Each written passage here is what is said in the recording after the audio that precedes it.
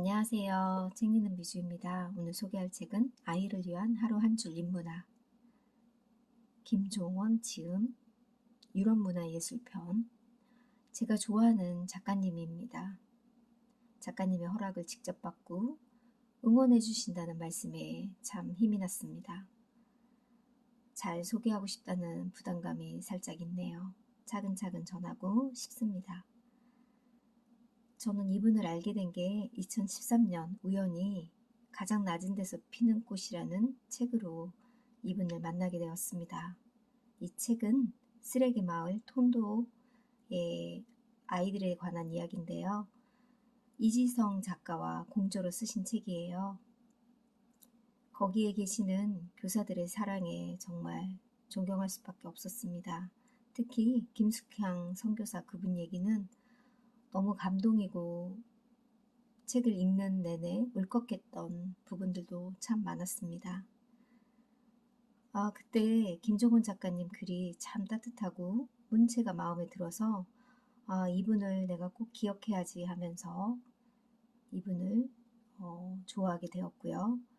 책이 나오면 계속 사게 되었고 예전 책도 읽어보게 되는 그런 계기가 되었습니다. 저는 그분의 책을 15권 넘게 구입했는데요. 주변 지인들에게 이 책 정말 너무 좋아하면서 제가 읽은 책을 빌려주기도 했는데 회수 받지 못한 책이 좀 많아서 제 손에는 책이 많이 남아있지 않습니다. 몇 년 사이에 작가님은 정말 많은 성장을 하셨고요. 이제 베스트셀러 반열에 오르신 것 같습니다. 2년 전에 전주에서 잘 익은 언어들에서 이분을 직접 처음 만나 뵀는데 외모도 훌륭하셔서 정말 더 한 번 놀랐고요. 그날 기분 좋은 에너지로 며칠 동안 행복했던 기억이 있습니다. 유럽문화예술편 책을 소개하겠습니다. 지은이 김종원, 대한민국 부모들이 신뢰하는 인문교육 전문가이자 다양한 연령층의 인문학을 대중화시키기 위해 활동하는 컨텐츠 디렉터, 대표작인 아이를 위한 하루 한 줄 인문학으로 수많은 부모의 큰 호응을 얻었으며 아이들의 두뇌는 물론 인성까지 골고루 발달시켜주는 대한민국 대표 인문교육 멘토로 인정받고 있다.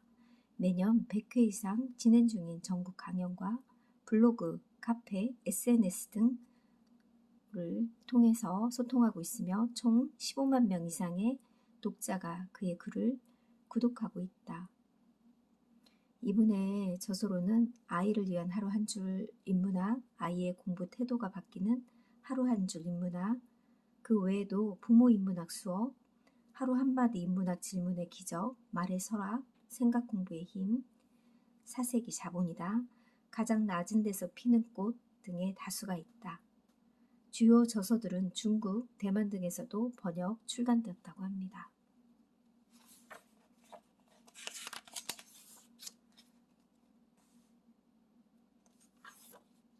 프롤로그 18세기 영국 지도층에서는 자제들의 견문을 쌓아주고자 최고의 지성들과 함께 여행을 보내는 것이 유행하였는데요. 그런 거를 바로 그랜드 투어라고 한답니다. 그랜드 투어를 통해 얻은 영감이나 깨달음이 그의 삶을 바꾸고 세계 경제의 획을 긋는 대작을 탄생하게 만든 것이라고 합니다. 애덤 스미스도 극부론을 집필하였는데 그랜드 투어의 영감을 받았다고 합니다.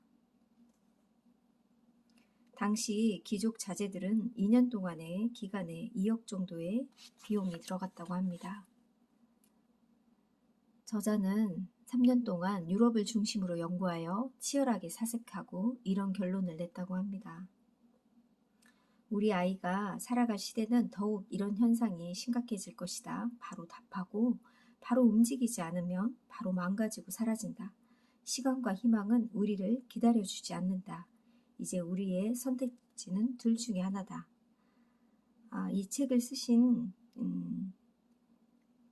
이유가 10년 내내 반복했던 생각인데 스스로를 교육할 수 있는 사람이 되어야 한다는 명제라고 합니다. 스스로를 교육할 수 있는 사람이 되는 거 정말 참 중요한 것 같습니다.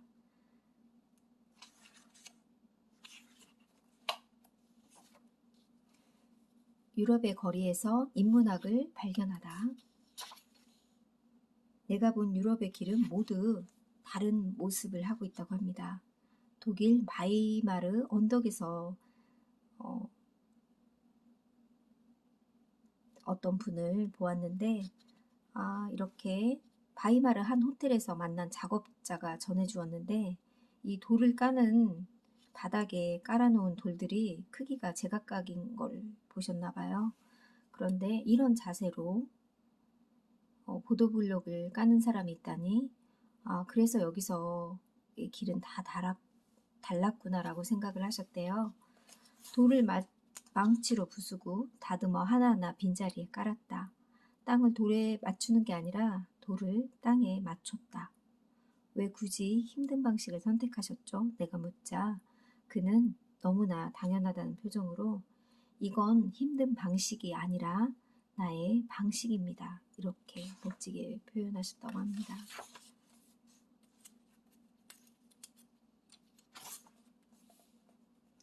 로댕처럼 생각하는 사람처럼 부모가 생각하는 만큼 아이는 성장한다. 방향을 계속 바꾸어 로댕의 조각에 그림을 그리는 어떤 학생을 보게 되었나 봐요.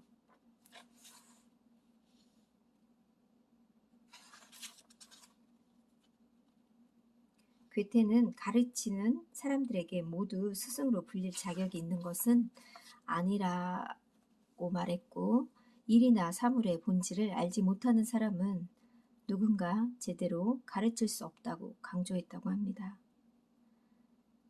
세상에는 두 부류의 사람이 있다. 자신의 시작을 방해하는 언어를 사용하는 사람과 자신의 시작을 응원하며 격려하는 사람. 전자의 부류는 시작이고 시작부터가 고통을 받는다고 합니다.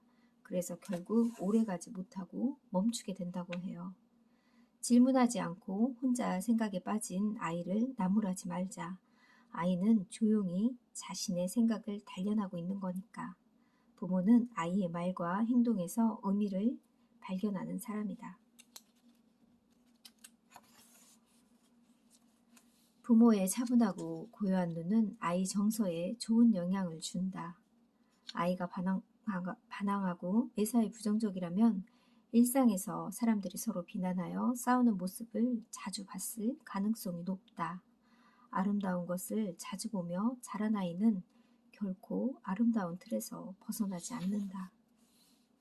스스로 시작하고 끝내는 근사한 아이들. 이 거리에서 어떤 5살과 7살 아이를 보았나 봐요. 좋은 음악을 들었으면 거기에 맞는 대가를 주는 것도 필요한 것 같다고 하면서 저 많은 사람들 앞에 음악을 표현하는 아이들이 참 멋지다고 생각을 하셨다고 합니다. 부모님이 주신 돈이 아닌 자기 호주머니에서 동전을 꺼내서 아이들이 주는 모습을 보고 좀 아름답다고 생각하신 것 같아요.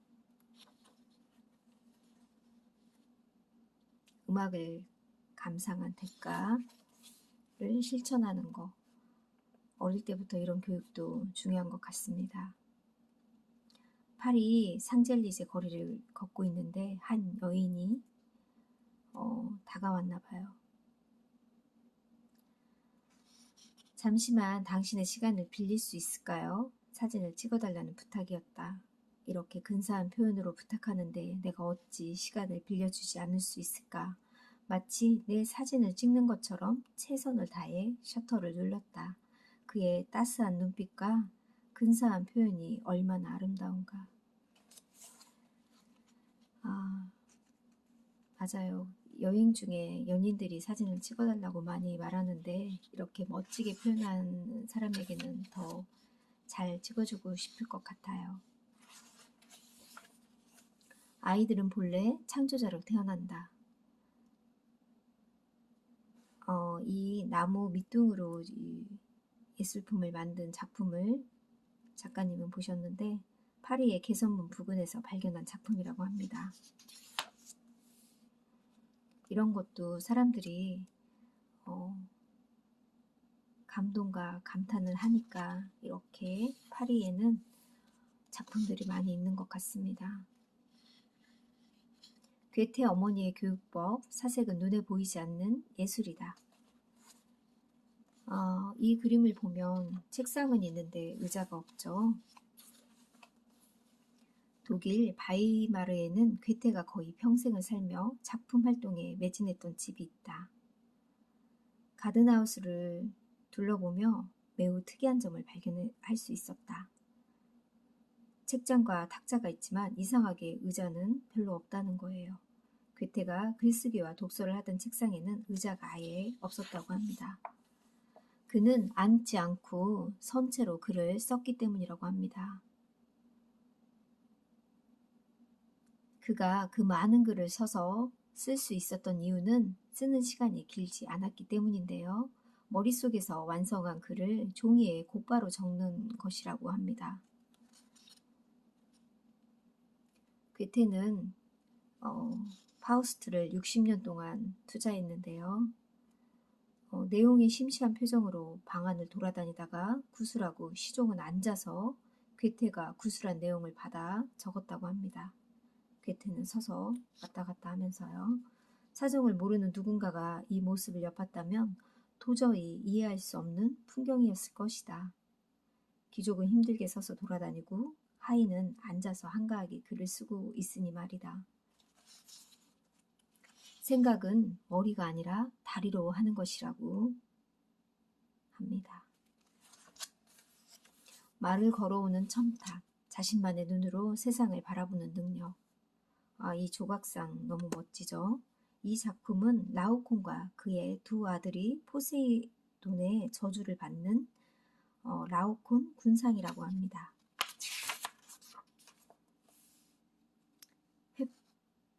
횃불 조명이 명암을 통해 작품의 질량감과 들어가고 튀어나오는 부분을 섬세하게 감상할 수 있다고 합니다. 횃불이 조명을 주는 이런 부분, 조각도 어떤 빛에 따라서 명암이 달리 보이고 더 섬세하게 볼 수 있는 것 같아요. 예술가의 시선이 머무는 곳, 다양한 시선을 자기 안에 가득 채운 사람. 파리를 떠올리면 바로 에펠탑 연상이 들 만큼 에펠탑의 파리를 대표하는 상징적인 건축물이다. 아이와 함께 에펠탑을 감상할 기회가 주어진다면 어떻게 할 것인가? 나는 일부러 에펠탑과 가장 먼 곳에서 가장 가까운 곳에 이동하면서 3장의 사진을 찍었다고 합니다. 멀리서 가까이서 이런 식으로 찍으셨나 봐요.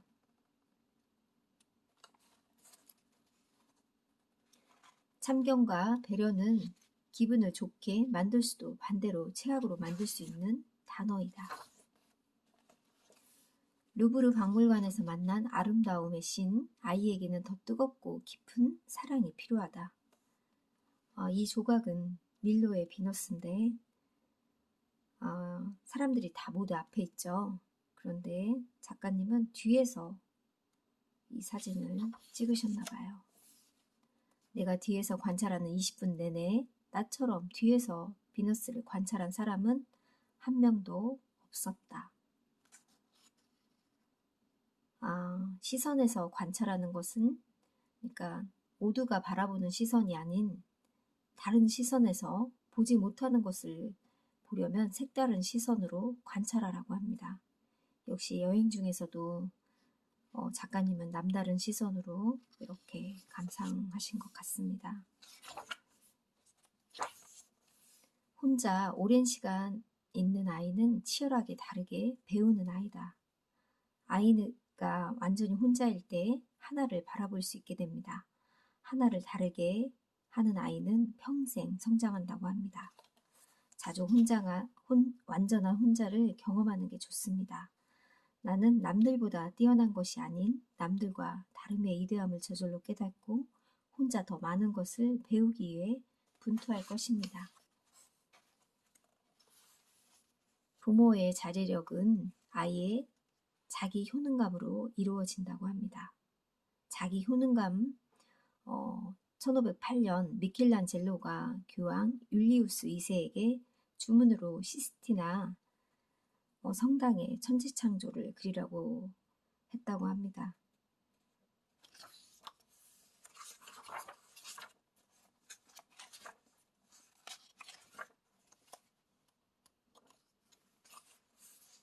사랑하는 사람의 생각은 더 좋은 답을 선물한다. 영웅도 자신의 몸종에게는 평범해 보인다고 합니다. 프랑스 속담이라고 해요. 자신감에 대한 속담인데 왜 영웅은 몸종에게 평범해 보일까? 이를테면 이런 방식으로 생각할 수 있다. 위대한 것도 자주 보면 익숙해진다. 영웅은 없다. 그저 위대해 보이게끔 연기를 한 것이다. 거짓은 오래갈 수 없다. 오직 진실만이 영원하다. 여기에서 생각을 완전히 비틀면 아래의 문장이 나온다. 제3자의 시선에서 몸종과 영웅을 동시에 바라보는 것이다. 몸종이 몸종인 이유는 위대한 영웅에게서 위대한 부분을 발견하지 못했기 때문이라고 합니다. 익숙해지지 말라. 이렇게 하나의 문장도 다르게 바라보면 나만의 생각을 담은 글을 쓸 수 있다고 해요. 시간을 제대로 사용하면 훗날 시간의 보필을 받고 사랑을 뜨겁게 전하면 훗날 사랑의 보필을 받으며 사람을 귀하게 여기면 훗날 사람의 보필을 받는다. 삶의 힘을 기르는 본질이 바로 거기에 있다.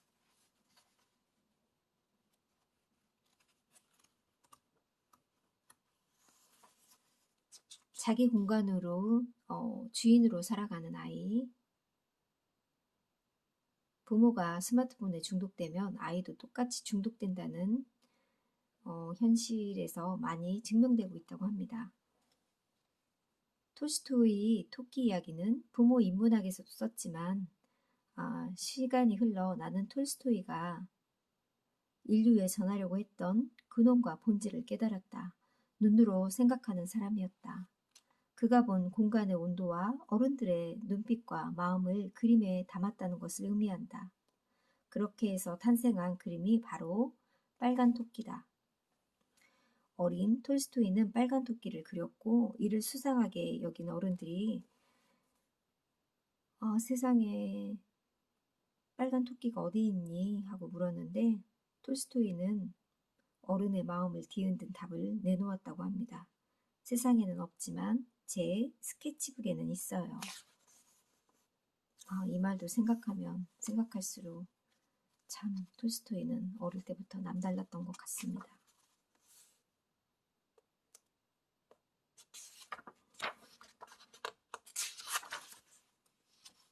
다른 가능성을 허락하는 아이가 다른 미래를 발견할 수 있다. 프랑스 왕이 계승 문제로 시작한 백년 전쟁에서 영국은 무려 11개월 동안 프랑스와 치열하게 싸워서 마침내 칼레에서 승리를 했다고 합니다. 칼레는 프랑스의 한 도시라고 해요. 영국의 왕 에드워드 3세는 항복 조건으로 칼레의 대표자 6명만 처형하기로 했대요. 에드워드 3세는 아무도 선뜻 나서지 못할 거라고 단정했대요. 그때 6명이 나와 내가 대신 처형당하겠습니다라고 외쳤다고 합니다. 놀랍게도 그들은 칼레의 최고의 재력가, 시장, 법률가 모두 귀족이었다고 합니다. 시민들을 위해 죽기로 결심했다는 거예요. 칼레의 시민, 이 작품은 바로 로댕의 작품인데 이 계기로 이 작품이 탄생했던 것 같습니다. 신분에 따른 각종 혜택을 받은 만큼 윤리적 의무도 다해야 한다는 뜻의 프랑스 말인 노블레스 오블리주를 실천한 대표적인 사례로 꼽힌다고 해요. 조각상을 자세히 보면 고뇌하는 모습이 역력하다고 합니다. 저도 칼레 시민의 작품을 본 적이 있는데 정말 좀 더 자세히 볼 걸 하는 생각을 했습니다. 저는 이 작가님의 이 글을 보고 이거에 대해서 조금 더 검색을 해봤습니다. 칼레시의 가장 부유한 인물 비에르라는 사람이 맨발에 동아줄을 걸고 나선 그의 희생정신에 감격한 유지들이 앞다투어 그의 뒤를 따랐다고 합니다. 비에르만이 그 다음날 집에서 목숨을 끊었다고 해요.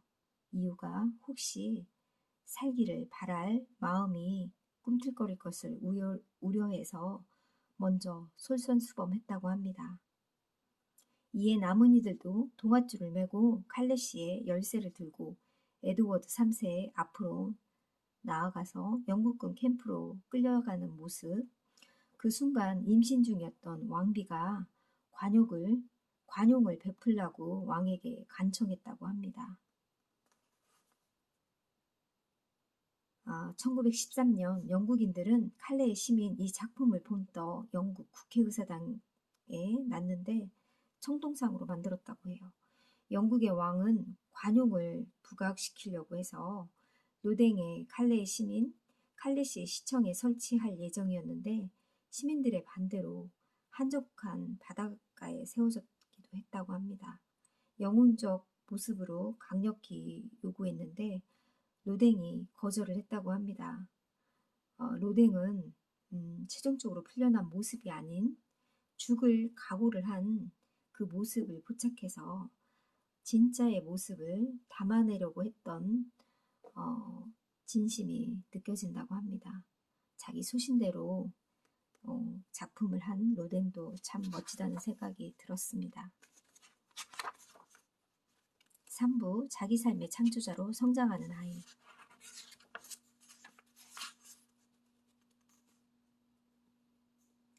16세기 프랑스 사상가이자 수상록의 작가 몽테뉴는 배움에 대한 강렬한 욕망을 지닌 아버지 덕분에 어려서부터 많은 걸 배웠다고 합니다. 좋은 환경에서 자란 천재이자 엘리트였다고 해요. 법관을 37세의 젊은 나이에 그만두고 그가 선택한 것은 외롭고 쓸쓸한 운둔의 삶이었다고 합니다. 1년 동안 자발적 운둔 생활을 하면서 시작한 사색을 즐긴 후에 1571년 집필을 시작해서 10년 동안 글쓰기에 매진한 끝에 1580년 수상록에 초판을 출간했다고 합니다. 그가 어릴 때 보여준 외국어 능력과 각종 성과는 부모의 것이지 그의 것이 아니었다.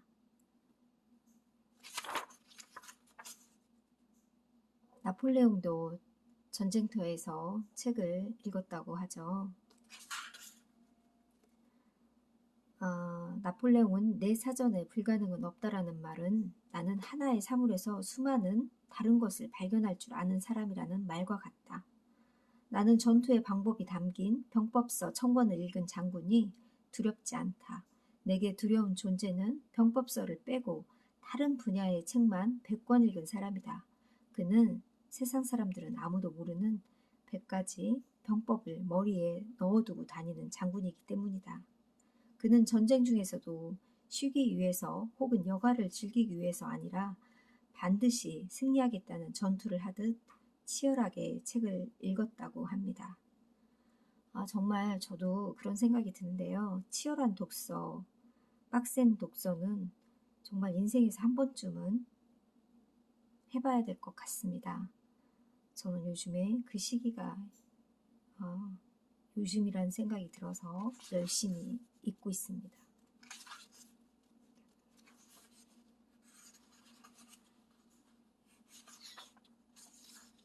메모가 아닌 기록으로 일상을 보내자.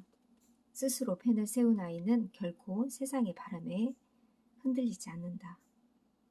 참 멋진 말이죠. 스스로 쓰고 생각하고 자신만의 세계를 만들 수 있을 것 같습니다.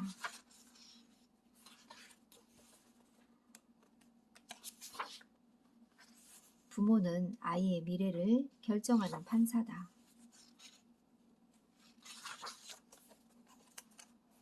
매일 새로운 방법을 찾는 아이가 일상을 주도한다고 합니다.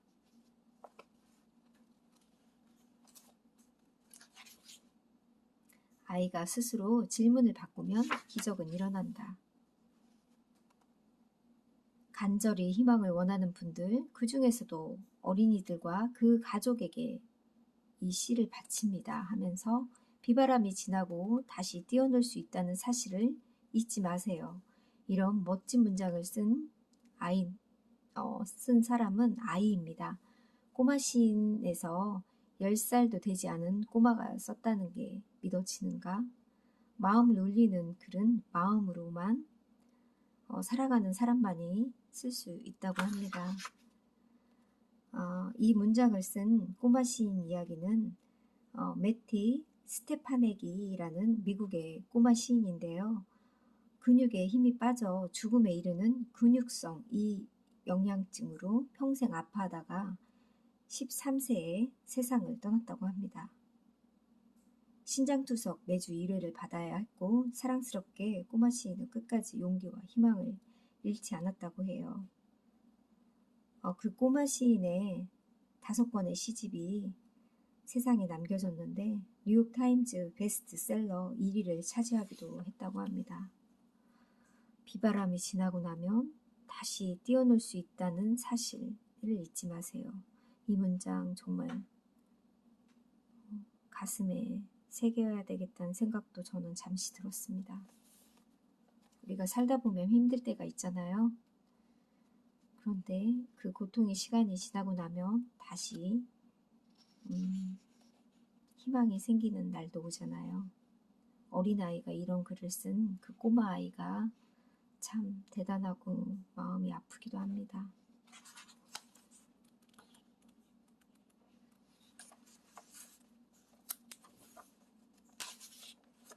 일상에서 아이가 가진 모든 문제를 해결하는 일주일 예술 감상법. 1. 당연히 엄청나게 지루함을 느낀다.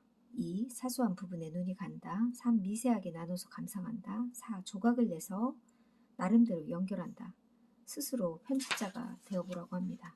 5. 나만의 것으로 재탄생한다.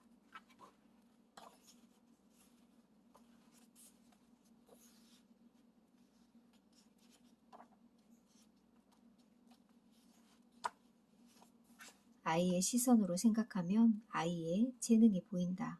나는 지난 10년 이상 1년 한 권 읽기를 지속하고 있다. 덕분에 나는 한 줄에서 수십 가지의 이미지를 떠올릴 수 있게 되었다. 한 권을 읽지만 100권이 주는 가치 이상을 내 안에 담은 것이다. 이게 바로 사색의 힘이겠죠.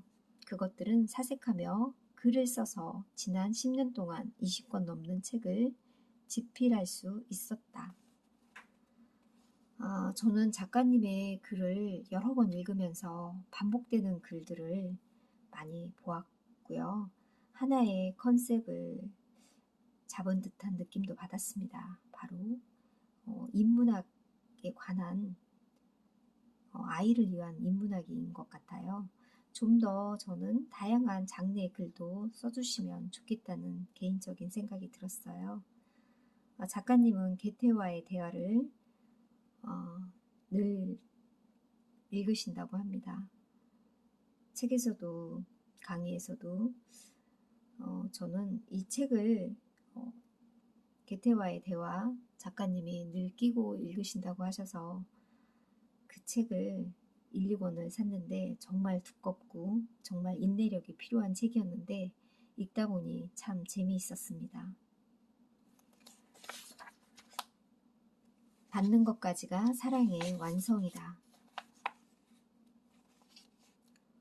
오늘 부모의 충만한 사랑을 받은 아이는 내일을 생각하며 살게 된다. 내게는 글을 쓰며 사색을 즐기는 공간이 있다. 사색하우스라고 합니다. 독서는 혼자서 즐기는 최고의 지적 수단이다. 독서는 자기 내면과의 만남이기도 하다.